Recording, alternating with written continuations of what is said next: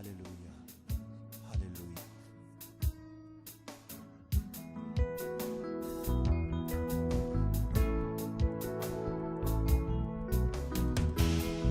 Bien-aimés, une fois encore, nous saluons dans le nom de notre Seigneur Jésus. Dans notre dernier message, nous avons fait connaître la pensée éternelle de Dieu, notre Père.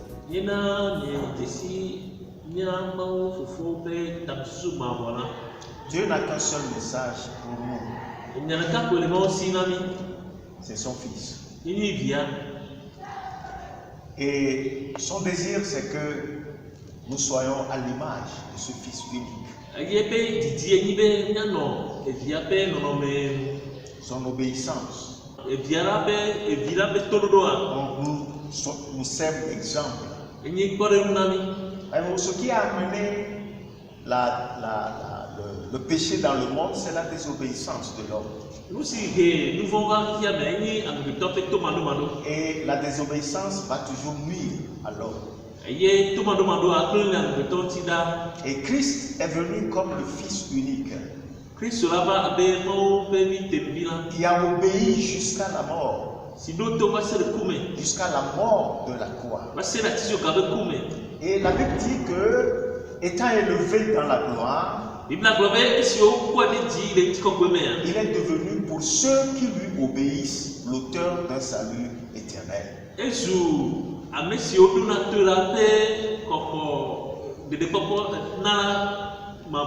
Nous lisons ça dans Hébreux chapitre 5, le verset 9. Hébreux chapitre 5, verset 9. Bien qu'il fût fils, il a pris l'obéissance par les choses qu'il a souffertes. À partir du verset 8. Et qui, après avoir été élevé à la perfection, est devenu pour ceux qui lui obéissent l'auteur d'un salut éternel.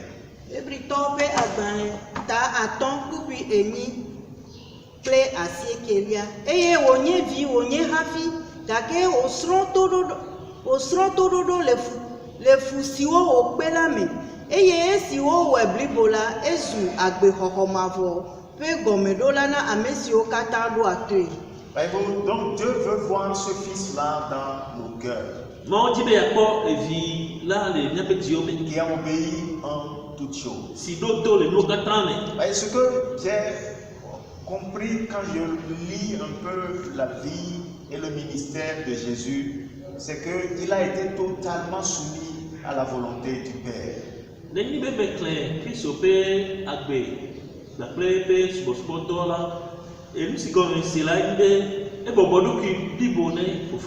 En toutes choses. Il a dit, le Fils ne peut rien faire de lui-même, sinon ce qu'il voit faire au Père.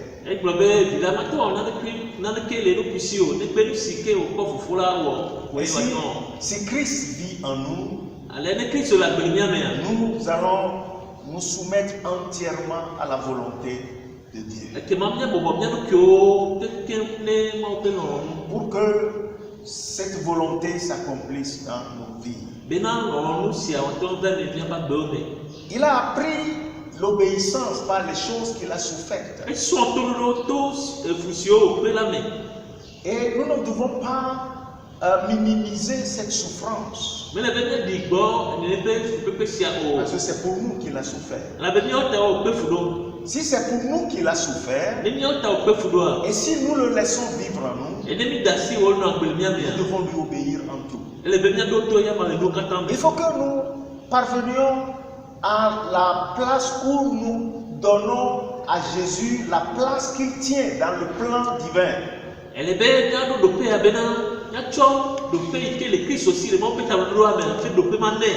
Dieu lui a donné la primauté en toutes choses. Et Dieu l'a établi chef. de l'église. Chef sur toutes choses.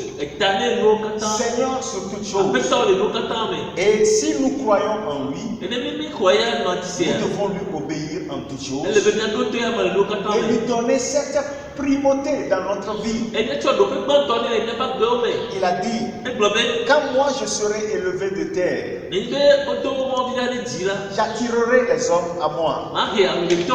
Nous devons élever Christ dans notre vie, au-dessus de toutes choses. Voyez-vous, regarder autre chose que Christ, c'est de l'idolâtrie. J'ai vu beaucoup de choses où les hommes de Dieu, entre griffes, donnent d'autres choses que les fidèles doivent observer.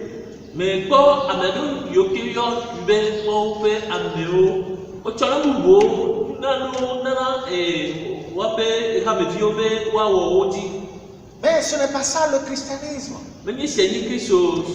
Christ, Dieu l'a élevé souverainement et lui a donné le nom qui est au-dessus de tout nom. Il est le prince de notre salut. C'est par lui seul que nous avons accès à Dieu le Père. Et bon, lorsqu'il était sur la montagne avec les disciples, trois des disciples, les plus proches de lui. Et la Bible nous dit Moïse et Élie le prophète apparurent.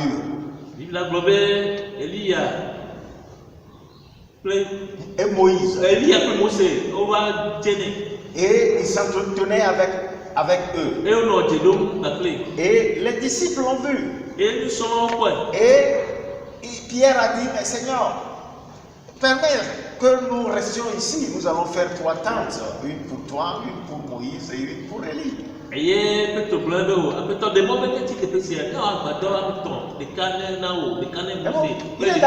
dans la chair. Il ne comprend rien. C'est alors que la gloire de Dieu les envahit.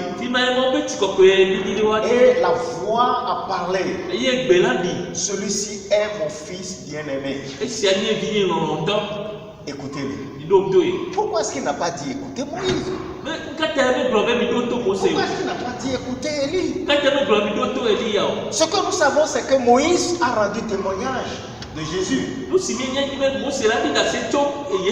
Et Élie, qui représente les prophètes, ont rendu témoignage de Jésus. Et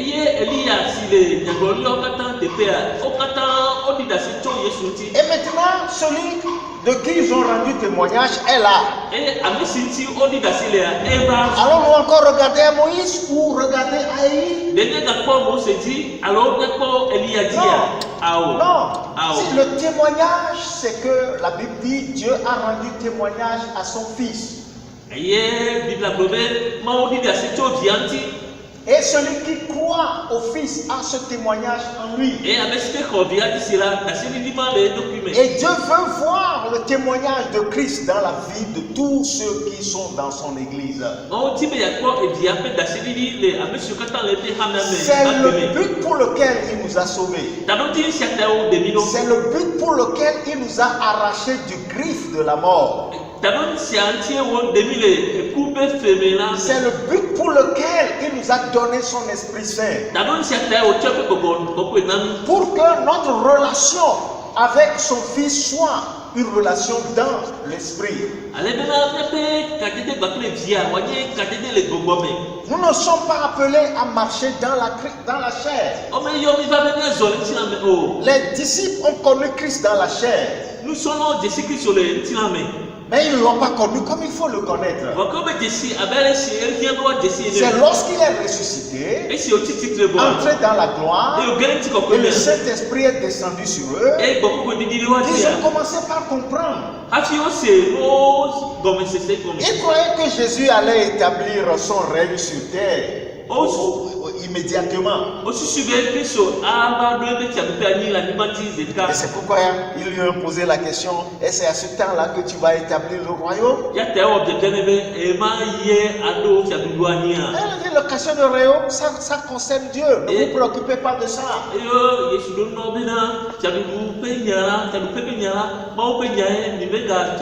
Mais vous recevez une puissance. Le Saint-Esprit survenant sur vous. Et alors, vous pouvez porter cette nouvelle-là aux extrémités de la terre. Et c'est quand ils reçurent le Saint-Esprit que le jour de la Pentecôte, Pierre a compris beaucoup de choses, du moins certaines. Et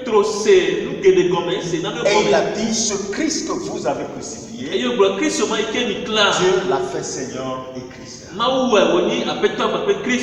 Il doit donc prendre la place de Christ, loin de Dieu dans notre vie. La place de Seigneur dans notre vie.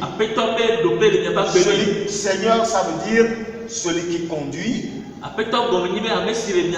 celui qui a autorité, et celui qui pourvoit, celui qui protège.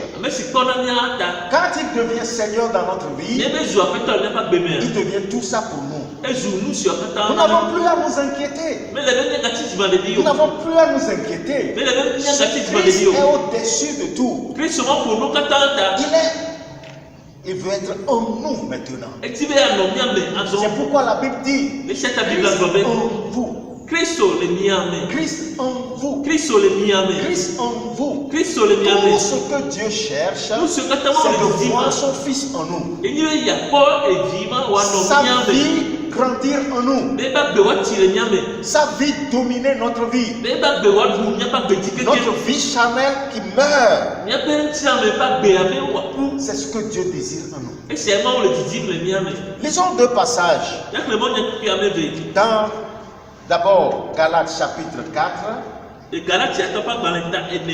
verset 19.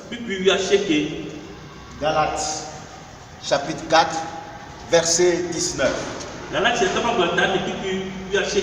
Mes enfants, pour qui j'éprouve de nouveau les douleurs de l'enfantement, jusqu'à ce que Christ soit formé en vous. Galatia tombe agbalentane kukui wie asieke vigneo amesiwo pe fuga le buyem ala se esime wame Christo pe nonome ademiame. C'est Paul qui prie ici. Il dit, j'éprouve pour vous de nouveau les douleurs de l'enfantement. Il a prié pour eux, ils sont venus à Christ. Et il prie pour eux pour que Christ soit formé en eux. Il ne prie pas pour eux pour que les biens matériels augmentent, la prospérité augmente. Ces choses-là, c'est des surplus. C'est des surplus. C'est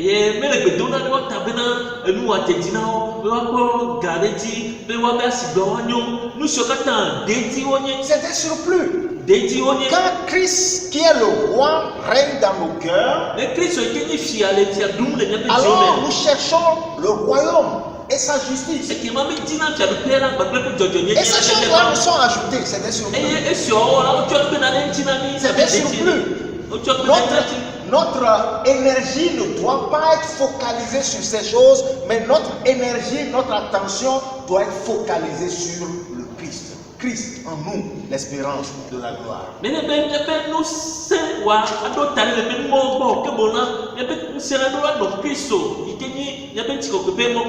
Certains croient que s'ils donnent la priorité à Christ dans leur vie, alors ils vont manquer de ces choses naturelles. Jésus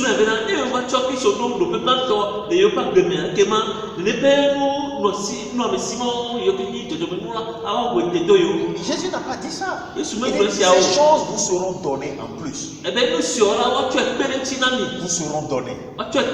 Il va vous les donner. Christ est le Seigneur. C'est lui qui pourvoit. C'est lui qui pourvoit. pourquoi. Et quand il sait de quoi nous avons besoin. Et quand notre communion est avec lui, il met dans notre cœur notre désir. Et quand nous l'exprimons dans notre demande, dans nos requêtes, Dieu l'accomplit. C'est si simple. C'est si simple. Mais la priorité, c'est Christ en nous. Parce que c'est ce qui demeurera éternellement. Le caractère, la vie de Christ en nous demeurera éternellement. Nous serons semblables à lui. C'est ce que la Bible dit. Quand il paraîtra, nous serons semblables à lui. Mais quand nous ne sommes pas semblables à lui, nous ne pouvons pas être enlevés avec lui. Nous ne pouvons pas aller avec lui. Mes frères et sœurs, le plan de Dieu, c'est que Christ soit formé dans nos vies. Son caractère, sa nature, sa vie, tout ce qu'il est, tout ce qu'il a. Le Saint-Esprit est envoyé pour les révéler dans nos cœurs. La Bible, Jésus a dit, quand le Saint-Esprit viendra, il me glorifiera. Il ne parlera pas de lui-même. Il prendra de ce qui est à moi et vous l'annoncera. Ça veut dire quoi? Ça veut dire que tout ce que Christ a, tout ce qu'il est, le Saint-Esprit les prend et les reproduit en nous, les manifeste en nous et nous travaille de sorte que nous sommes transformés à son image de gloire en gloire.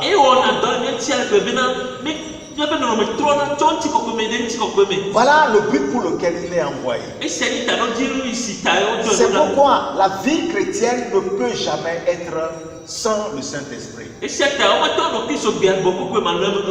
nous devons comprendre le plan de Dieu. Nous devons comprendre pourquoi le Saint-Esprit est en nous, afin de collaborer avec Dieu pour qu'il puisse atteindre son plan dans notre vie. C'est la chose meilleure, durable et éternelle que nous devons désirer au-dessus de tout. Par-dessus toutes choses.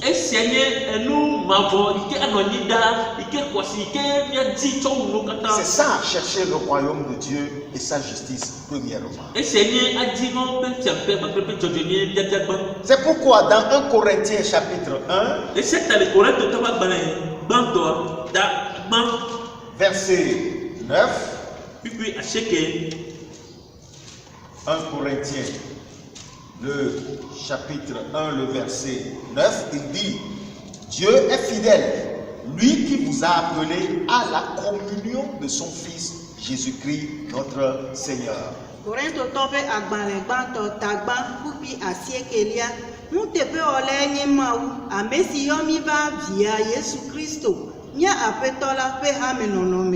Est-ce qu'il dit? Dieu nous a appelés. C'est lui qui nous a appelés. C'est lui qui nous a choisis. La Bible dit, ceux qu'il a connus d'avance, il les a prédestinés à être l'image de son Fils. Ceux qu'il a connus d'avance. C'est ça aussi, c'est un mystère. Dieu vous connaît d'avance. Si vraiment vous êtes à Christ, il t'a appelé. Il t'a appelé. Pourquoi? À la communion de son Fils. Être un avec son Fils. Partager ce que le Fils est. Participer à ce que le Fils est. Pour que nous soyons semblables à lui. Dans cette union avec lui, dans ce partage avec lui, qui se fait par l'œuvre du Saint-Esprit dans le cœur du croyant.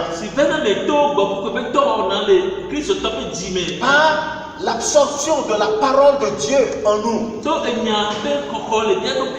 Le Saint-Esprit en nous se sert de cette parole-là pour mouler notre vie, mouler notre caractère, mouler nos pensées. Pour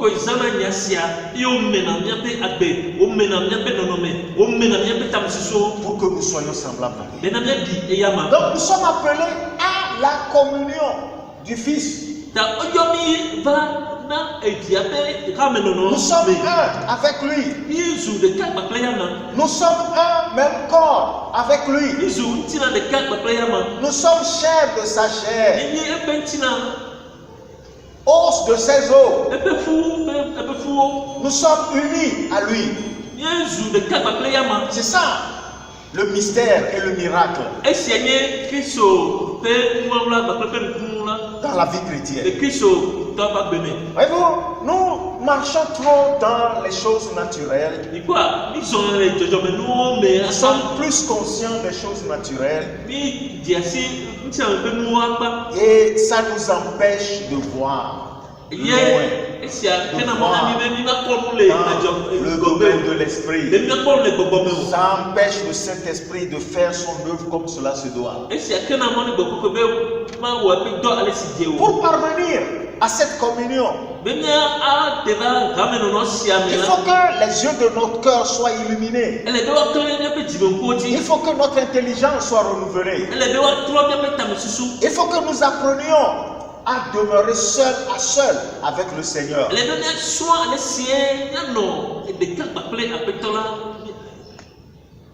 Il faut que nous apprenions à rester, à demeurer seul avec le Seigneur.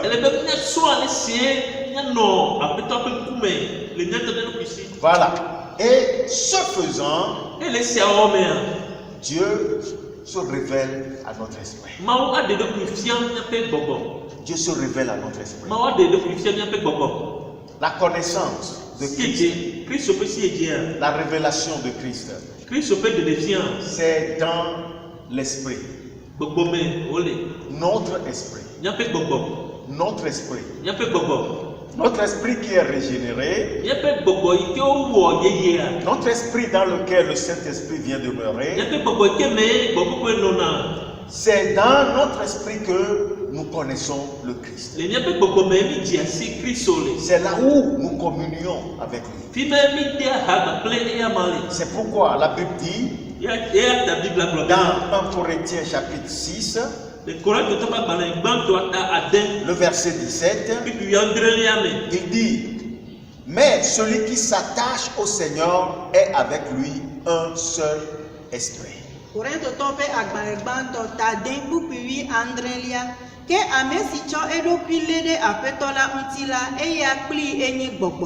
Celui qui s'attache au Seigneur est avec lui un seul esprit. Ça veut dire que nous sommes tellement unis à lui. Nous sommes tellement identifiés à lui que c'est comme s'il n'y a qu'un seul esprit en nous. L'esprit de Christ. L'esprit de Christ. Notre esprit est tellement uni à lui. Notre esprit a absorbé sa nature. À telle enseigne que c'est comme si en nous il n'y a qu'un seul esprit. Et quand Dieu nous regarde, il ne voit que l'esprit de Christ en nous. Christo c'est ça la réalité. Alléluia. Il faut que nous comprenions cela pour que nos désirs soient réorientés. Pour que nous détournions nos regards de ce qui va nous égarer vers ce qui est éternel et durable.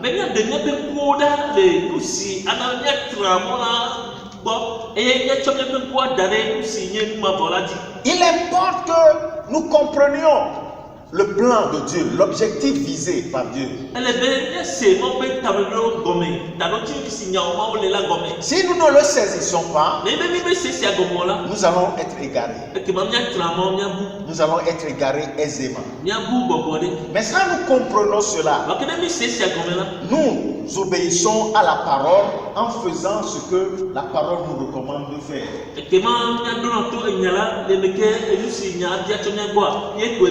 Pour que le plan de Dieu soit réalisé dans notre vie. Mes enfants, pour qui j'éprouve de nouveau les douleurs de l'enfantement jusqu'à ce que Christ soit formé en vous.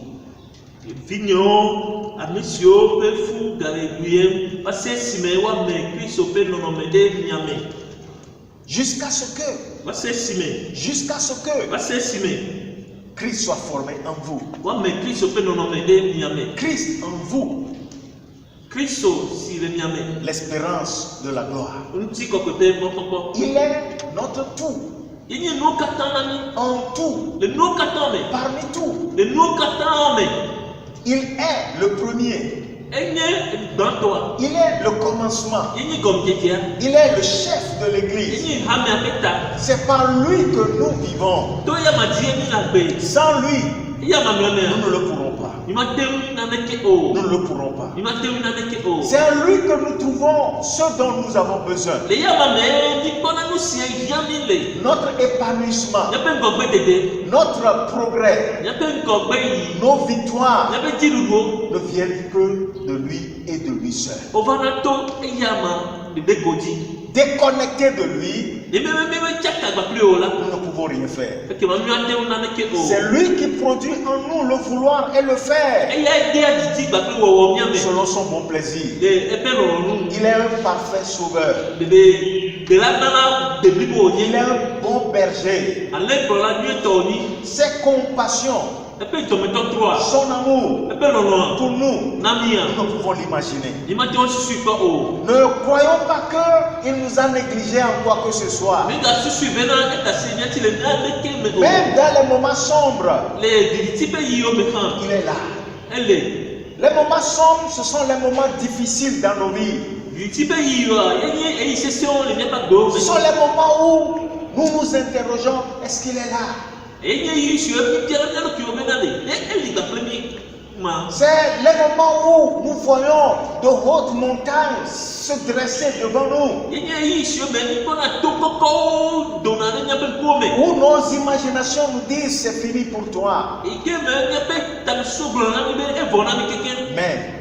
il est là, puisque nous sommes unis avec lui.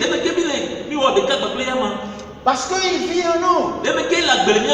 Parce qu'il a dit, je ne vous délaisserai pas. Parce qu'il a dit, je suis avec vous jusqu'à la fin du monde. Il est fidèle. Il est là. Croyons simplement que nous sommes unis à lui. Voyons-le en nous. Alors, ces moments sombres deviendront des moments glorieux pour nous. Alors, la vallée de l'ombre de la mort, nous ne le craindrons plus. Parce qu'il est là. Nous sommes unis avec lui. Il nous a destinés à la gloire. Pas à la perdition. Pas à la destruction. Pas à la corruption. Mais pour participer à sa gloire. Christ en vous. L'espérance de la gloire. Il va falloir donc que nous apprenions à cultiver sa présence. Cultiver sa présence pour que nous soyons continuellement conscients qu'il est là.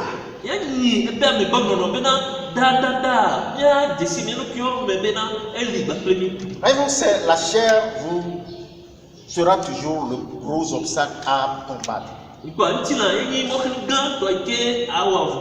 Quand vous voulez aller en la présence de Dieu, la chair est là pour réclamer ses droits. Repose un peu, dors un peu. Oh, souviens-toi de ce rendez-vous. Il y a cette affaire-là qui pointe à l'horizon. Dieu, tu vois, je n'ai pas le temps. La prochaine fois. Et la prochaine fois, la chair se manifeste. Et tu parles. Oh, regarde comment tu es fatigué. Si nous ne prenons pas la résolution de vaincre la chair et ses désirs, nous ne pouvons pas cultiver cette communion.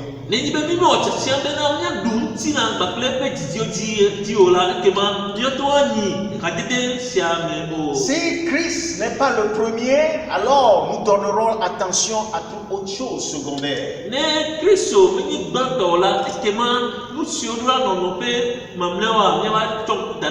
Quand nous apprenons à cultiver la présence de Dieu, à vaincre la chair avec ses désirs, alors le Saint-Esprit viendra à nous.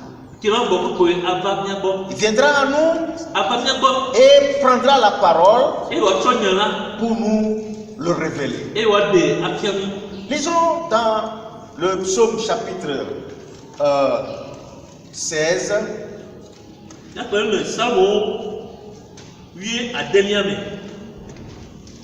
Nous allons lire le verset 11. Tu me feras connaître le sentier de la vie. Il y a d'abondantes joies devant ta face, des délices éternelles à ta droite.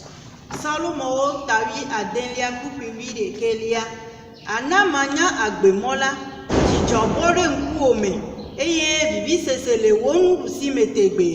Voilà ce que David découvre dans la présence de Dieu. Et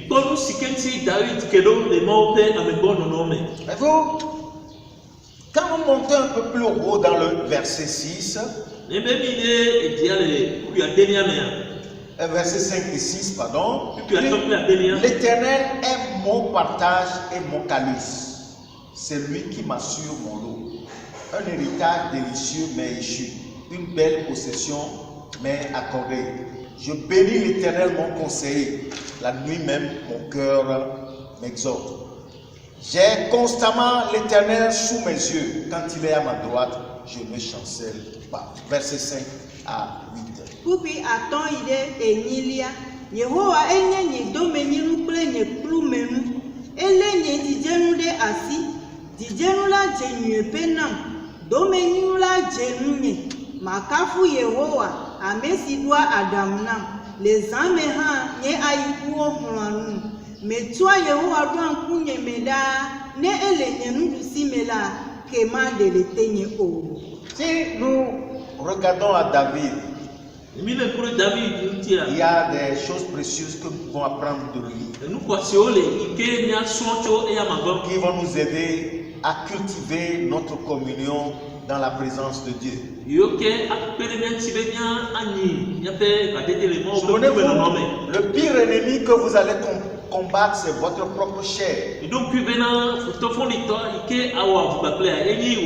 La chair doit mourir.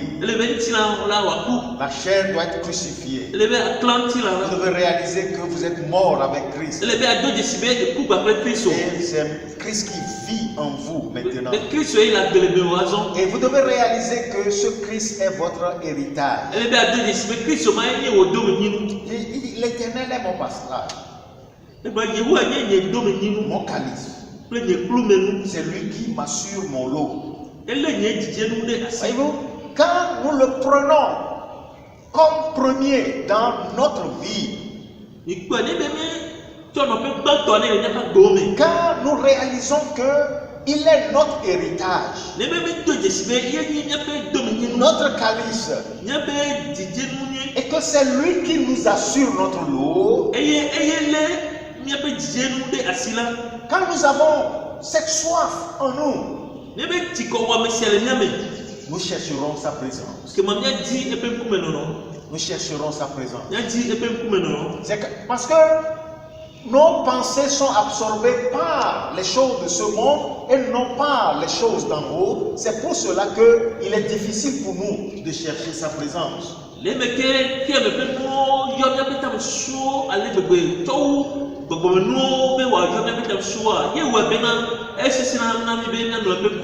dit, l'Éternel est mon conseil.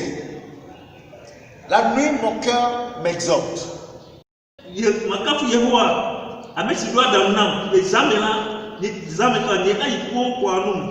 Quand il est le Seigneur, quand nous cultivons sa présence, il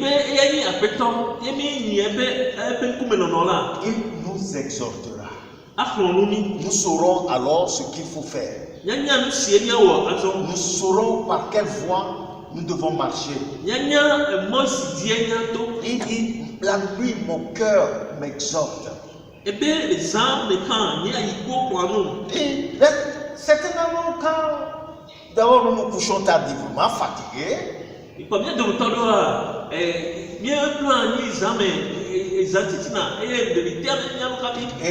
nous ronflons pour nous réveiller tardivement. Et nous disons, toi-même tu sais Seigneur, je n'ai pas le temps. Et on se précipite, on s'habille pour vaquer encore à nos occupations. Mais David dit, la nuit même mon cœur m'exhorte. Et le Saint-Esprit dans la nuit passe et souffle, réveille-toi, réveille-toi.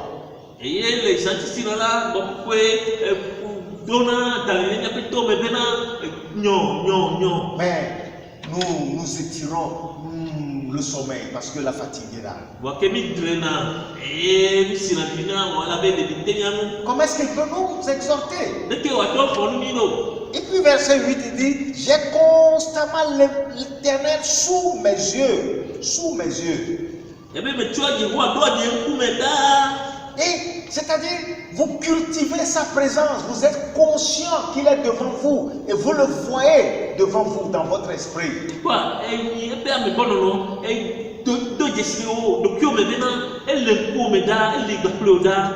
il est à ma droite, je ne chancelle pas. Et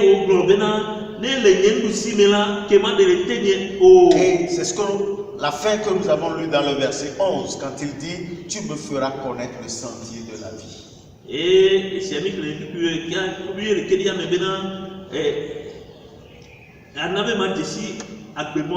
sentier de la vie. Le sentier de la vie. Il n'y a pas de vie dans ce monde. Ce que nous appelons vie, c'est la mort. Nos distractions, tout ça, ça produit la mort.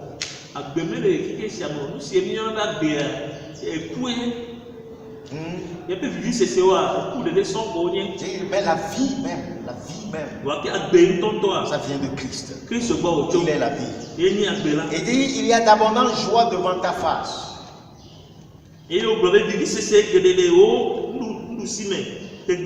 Devant ta face. D'abondante joie. La joie n'est pas dans ce monde. Il y a une différence entre la joie et le bonheur.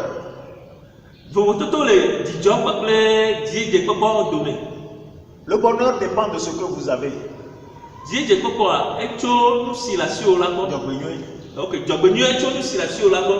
Quand vous l'avez, on se réjouit. Mais quand c'est péri, nous sommes tristes. Et quand notre vie balance ainsi, parce que nous sommes dans le bonheur, parce que nous n'avons pas, nous sommes malheureux. Nous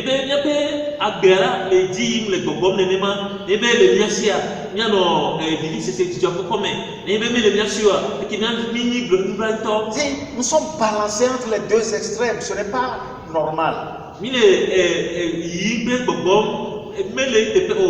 la joie, ça vient d'abord de Dieu. C'est spirituel. C'est dans votre esprit. Elle ne dépend pas de ce que vous avez ou de ce que vous n'avez pas. Que vous l'ayez ou pas, cette joie-là s'exprime dans votre cœur. Et c'est pourquoi la Bible dit la joie de l'Éternel est notre force. C'est cette joie-là qui nous motive. C'est cette joie-là qui nous pousse à adorer Dieu, à le servir. Et nous l'avons en sa présence. En sa présence. Quand nous apprenons à demeurer en sa présence, cette joie-là inonde nos cœurs. Et il dit, il y a devant ta face des délices éternelles et à ta droite. Des délices. Des délices. À ta droite. Mes frères et sœurs, voilà notre héritage. Christ. C'est ce que Dieu nous a donné. C'est ce qu'il a de meilleur. C'est ce qu'il a d'éternel. Christ est notre partage. Christ est notre héritage. Christ est le pain de vie qui rassasie celui qui le mange. Christ est la source de vie qui nous inonde constamment, perpétuellement. Et Dieu veut que ce Christ-là règne dans nos cœurs. Donc, cherchez sa présence. Cherchez sa présence. Quand il dit, je mets toujours le Seigneur devant moi, une façon de mettre le Seigneur devant soi, c'est de contempler Dieu dans sa parole.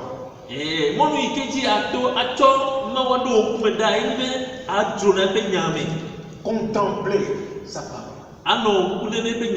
Dans la méditation. La ruminer. Dans ton esprit. La ruminer. Dans ton esprit. Dans le calme. Dans le calme. Dans le calme. Et c'est dans cette atmosphère que le Saint-Esprit se manifeste. Et il prend cette parole-là et le rend réel dans notre vie. Il nous fait voir Christ à travers la parole. Et maintenant, il façonne, il moule ce Christ en nous. C'est ça, cultiver sa présence. C'est ça, communier avec lui. Sa présence. Sa présence. Chercher sa présence. Chercher à demeurer dans sa présence. Seul. Dans le silence. Où vous évacuez vos inquiétudes. Vous évacuez les choses qui vous stressent. Vous les déchargez sur lui. Et vos pensées et vos cœurs se tournent uniquement vers lui. C'est alors qu'il vient. Quand il voit cette disponibilité de cœur, il vient et il se manifeste. Tu apprends alors à le connaître. Tu apprends à maintenir ta communion avec lui. Dans cette communion, vous allez apprendre donc à mourir pour votre moi.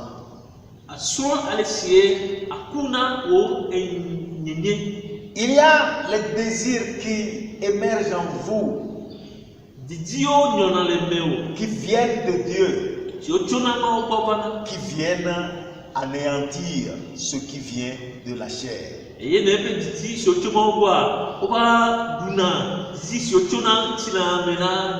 les désirs qui viennent de Dieu par le Saint-Esprit et qui sont communiqués à ton esprit sont alors le trésor que Dieu a mis en toi. Et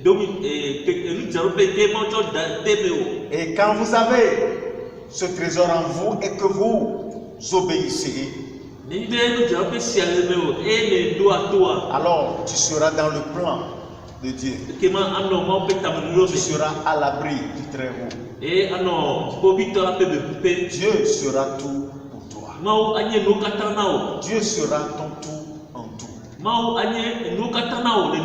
C'est ce qu'il désire de chacun d'entre nous. Que le Seigneur nous aide pour que notre soif soit tournée vers le Christ. Pour élever Christ au-dessus de toutes choses dans notre vie. Pour qu'il règne dans nos cœurs. Pour qu'il dirige nos vies. C'est ça le bonheur et la grâce. Nous accompagnerons tous les jours de notre vie. Au nom de Jésus, Père, nous demandons que la révélation de cette parole nous éclaire. Que les voiles qui couvrent nos cœurs soient ôtés. Pour que la chair soit dominée en nous. Par l'œuvre du Saint-Esprit en nous. Pour que nous puissions participer pleinement à Christ. Il est notre vie. Il est notre vérité. Il est notre tout en tout. Il règne dans ton église. Il règne dans les membres de l'église.